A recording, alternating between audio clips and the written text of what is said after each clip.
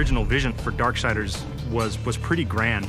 And we weren't able to execute on that fully in Darksiders 1, but Darksiders 2, a lot of the stuff we really wanted to have in there, like loot, like skill trees, leveling up, a big world that you could explore at your leisure, getting new abilities that allow you to then see more of that world. We get to do a lot of that in Darksiders 2, and we're really excited about it. When we were coming up with the loot for the game, we had a lot of fun. We knew the weapon types and the armor and stuff that Death would wear, but obviously we want to have a lot of variety and allow people to really make their guy look different from their friends. Let me tell you about loot. It's the best new feature we're adding to Darksiders 2. You get to pick whatever gear you want to use. Do you want to use a heavy axe? Do you want to use a faster set of claws?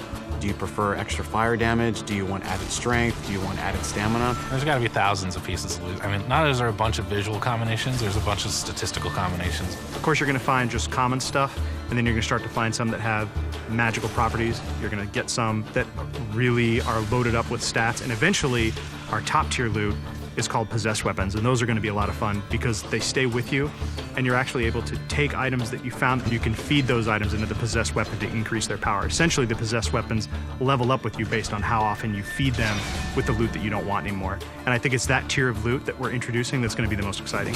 In Darksiders 2, we've got a skill tree. There are two major sides. You've got the Necromancer side and the Harbinger side. The Harbinger is more warrior-based, melee, in-your-face, hand-to-hand combat, weapon-based combat. Necromancer is your spellcaster. Your big nukes, fire, arcane, lightning, all that cool stuff. There's certainly not a chance to just stand in one place in Darksiders 2. The characters are more aggressive in this game. They're kind of up on top of you very quickly. So one, you have to think a lot quicker than you did on the first one.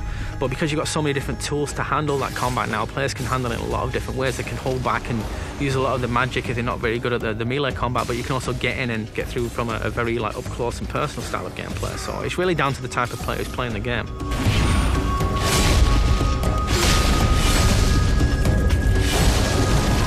It's absolutely worth playing the game for the second time. We hold back some of our really, really high-end, powerful loot items for the second read-through.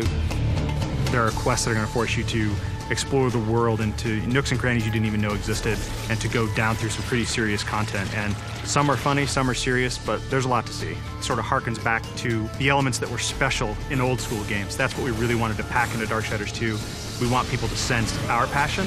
It's a game made for gamers by gamers.